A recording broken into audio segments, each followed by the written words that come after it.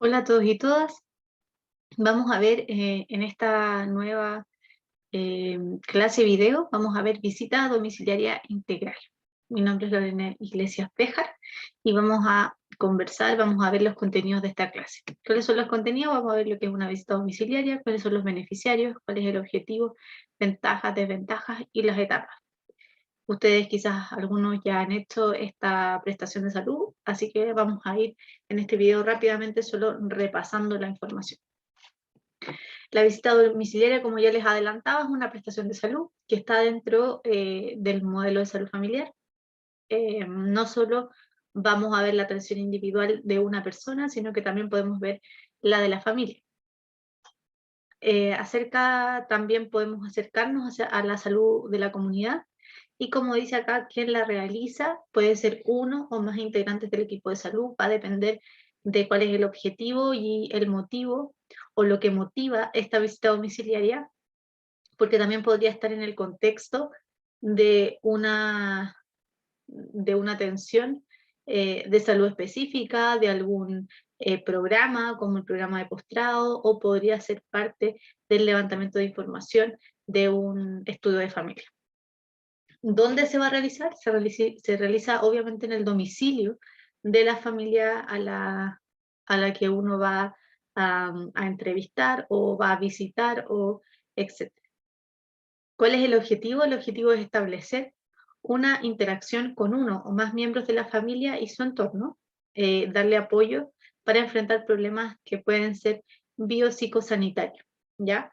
Es muy importante acá que saber el entorno familiar y que estamos saliendo del box, ¿cierto? Para ir finalmente al entorno o al ambiente del usuario.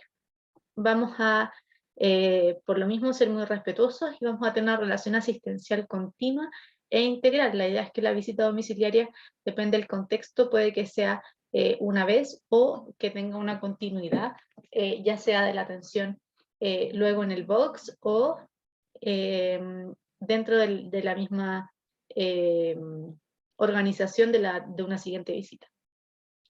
Tiene un componente centrado en la acción, centrado en acciones de fomento que tienen que ver con la protección, la recuperación y la rehabilitación de la salud. Por eso también les comentaba lo del programa de postrado. La visita domiciliaria se considera un espacio ideal para efectuar acciones de consejería familiar. Vamos, o ya vimos que era la consejería familiar, y que se puede hacer también no solo en el box, como lo vimos, sino que también en este contexto de la visita domiciliaria. Y va a ser quizás más significativo ese aprendizaje por estar también dentro del mismo hogar, que es algo que conversamos en la clase de consejería.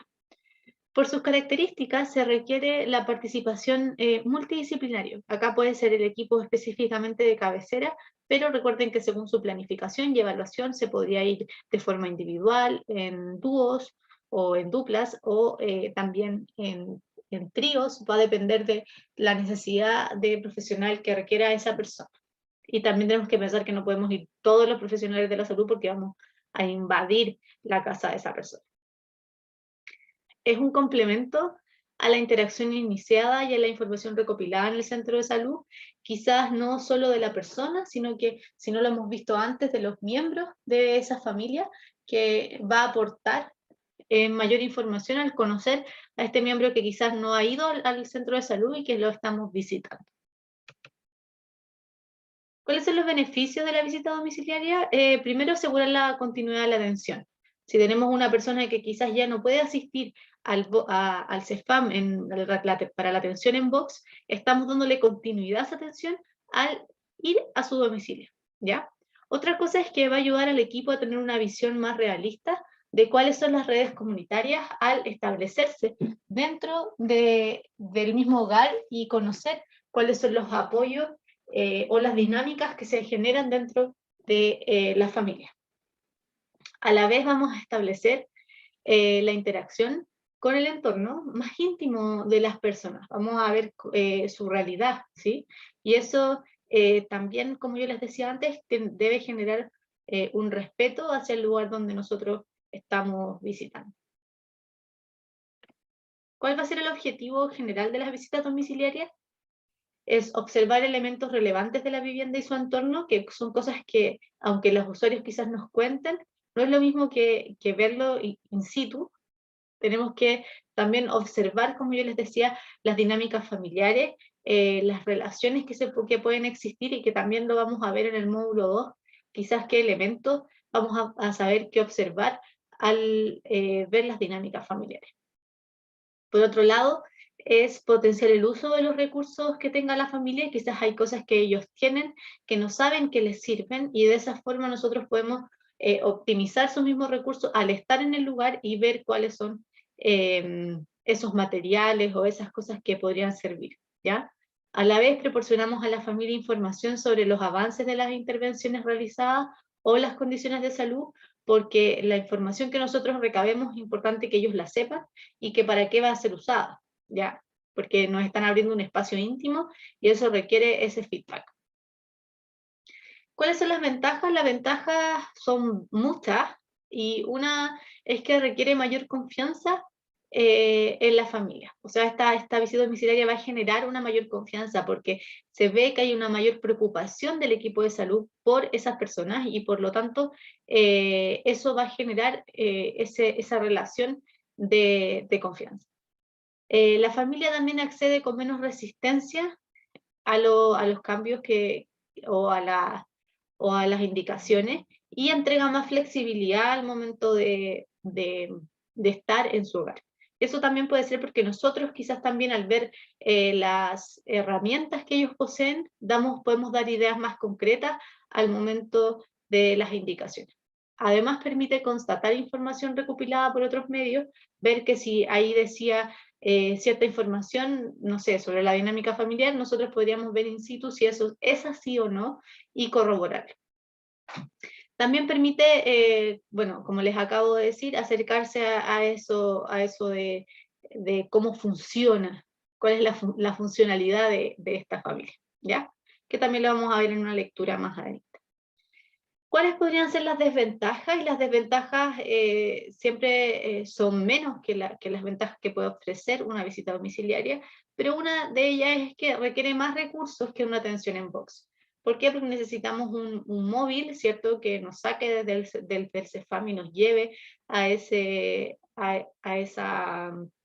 visita. Una atención en box podría durar 20 minutos, en cambio una visita domiciliaria hay que considerar el desplazamiento y el posterior registro de la información, porque nosotros, o la mayoría de los centros de salud familiar o centros de salud, tiene un sistema de registro, el OMI, el RAYEN, ¿cierto?, que nosotros después de la visita debemos llegar y completar, ¿ya?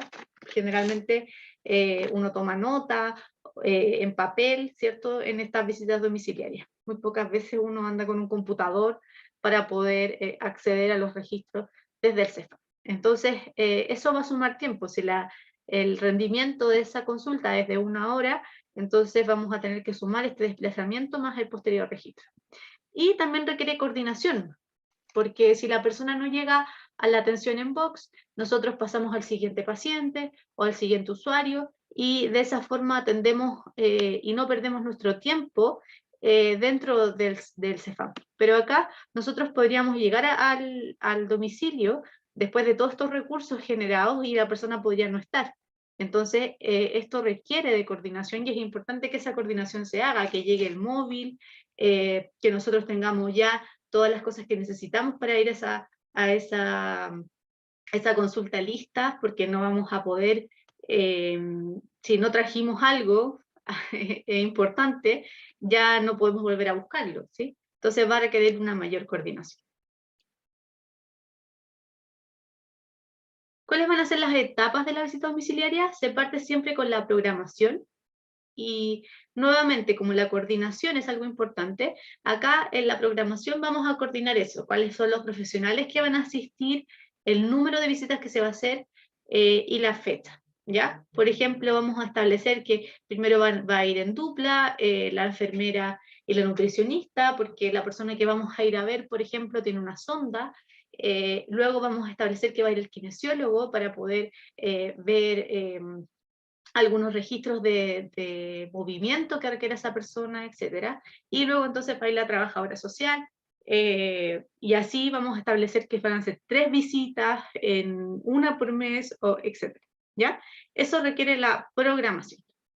Luego entonces vamos a hacer la planificación de esta visita domiciliaria, que es una parte sumamente importante, y vamos a ver cuál es el motivo de esta visita domiciliaria, cuáles son los objetivos a cumplir y algunas pautas que tengamos que establecer, ya les decía, como las de dinámica familiar o alguna pauta de estructura, etc.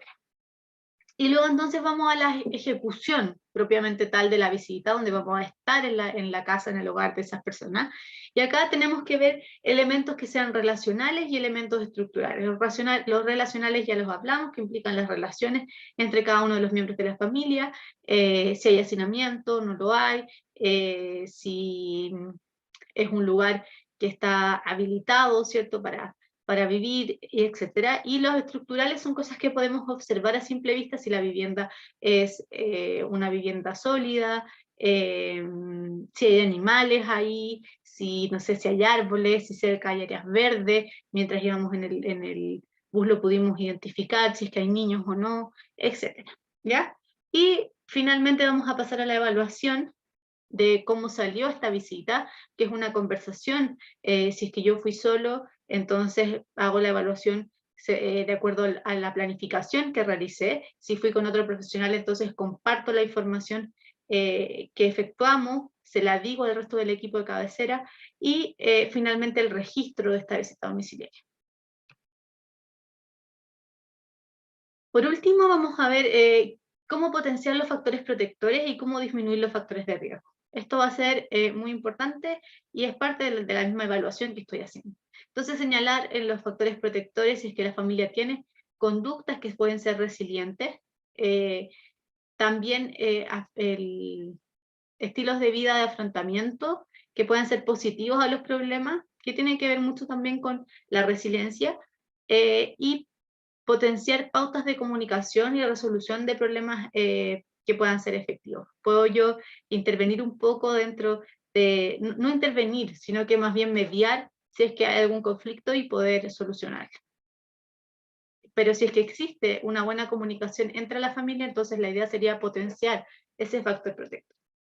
Y los que debo disminuir, la baja percepción de riesgo, si es que hay enfermedades que son riesgosas efectivamente, si es que hay una diabetes que no está en tratamiento, por ejemplo, y la persona siente que no pasa nada porque no tiene ningún síntoma, entonces lo que hay que hacer ahí es aumentar la percepción de riesgo frente a ese factor que uno está identificando. También puede ser bajo desarrollo de habilidades o de autoeficacia, y ahí también podemos potenciar esa habilidad o esa autoeficacia. Y también pueden haber inconsistencias en las normas de convivencia y en el cuidado familiar, que también va a ser un factor de riesgo.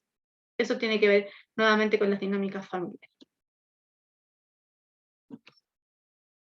Les agradezco su atención. Si es que hay preguntas, pueden ir al foro. Y hay un texto donde pueden revisar una visita domiciliaria con las diferentes pautas de la planificación que hay que entregar. Y también pueden revisar también otro texto que les dejé, que es bastante amigable sobre este mismo tema. Muchas gracias.